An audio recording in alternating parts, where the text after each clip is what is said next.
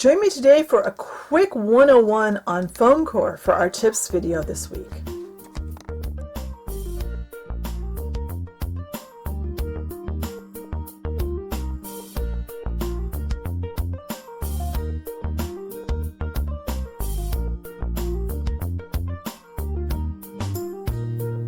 Alright, so if you've watched very many of my videos, you've seen Foamcore before. You know I love to work with this stuff, and there's several reasons. Number one, it's inexpensive. Between $1, $2 a sheet, you can make a lot of stuff for a dollhouse. It's lightweight. I mean, this stuff weighs next to nothing. It's fairly sturdy once you get it built. It probably wouldn't hold up, like a room box made of Foamcore probably wouldn't hold up to kids playing with it necessarily, but for a dollhouse display, it's really good. And small, like our kitchen, I think it's pretty sturdy. Another reason I love it is no power tools required. A simple craft knife and a straight edge is about all you need. It also paints and glues really well. So first let's talk about what is Foamcore. Well, Foamcore is a layer, it has a layer of polystyrene foam with a piece of paper laminated or glued onto each side. There's a piece of paper, there's a piece of paper, there's your foam. Same thing on this one. If I can get it to peel.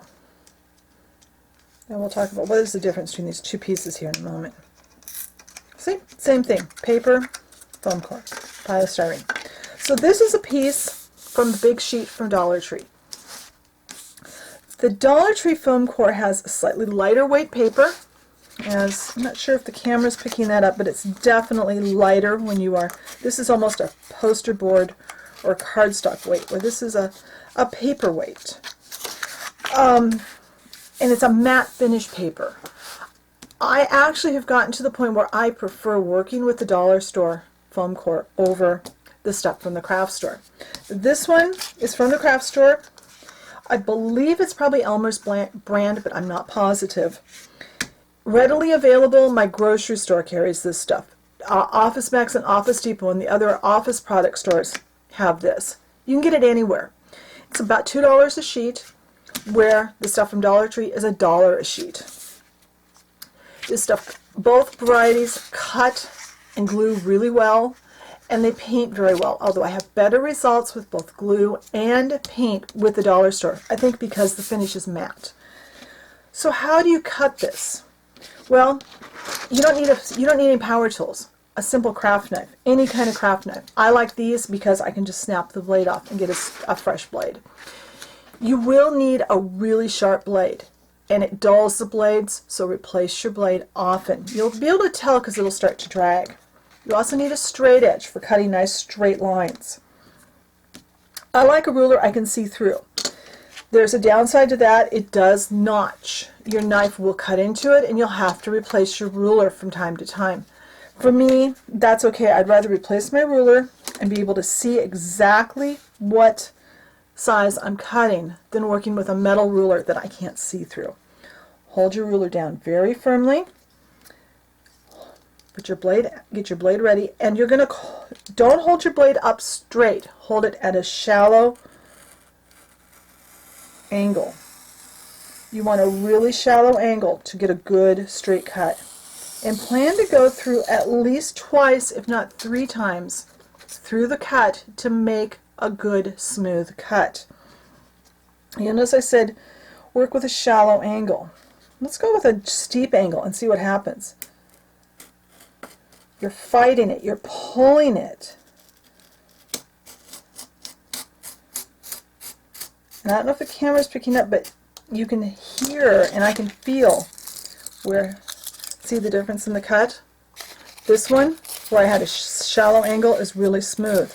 This one, where I was more up and down, it's really rough. That's the biggest secret I can tell you to getting smooth cuts. Straight edge and a shallow angle. You'll also find once, if your blade is getting dull, you'll get a little bit of jaggedness. If at a shallow angle you're getting jagged cuts, replace your blade. If you want to make curved cuts, and it doesn't matter which brand you use, you can cut a curve. Make your initial cut partway through. Just insert your blade and go back in the same track.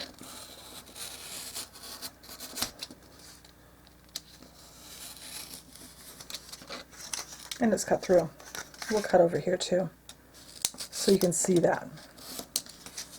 But because I was using a very shallow angle, I got a nice smooth cut, except where I kind of cut two different places.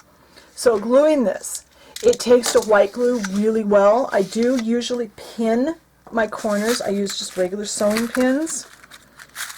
I'll lay down some glue, which I have right here. Let's glue a couple pieces together. First, let's glue some edges. So apply your glue, and I always put the glue onto the foam, not onto the flat surface. You want to do this. Get it lined up where you want it. Pick up your pins, and you've got some time. Then I like to put pins in. I personally leave the pins in because I know these are not going to be played with by children. If they're going to be played with by children, you'll probably want to leave your pins partially out and then remove them. But they will usually be covered anyway with paper. The pins help to hold this together while it's drying. If you're gluing flat surface to flat surface, just some simple white glue. And stick it down. You can paint it with acrylic paints. It takes paint really well. It's just a wonderful product to work with for building dollhouse miniatures. So I hope you found this tip video useful. If you have any questions, be sure and ask, and I'll talk to you next time. Bye.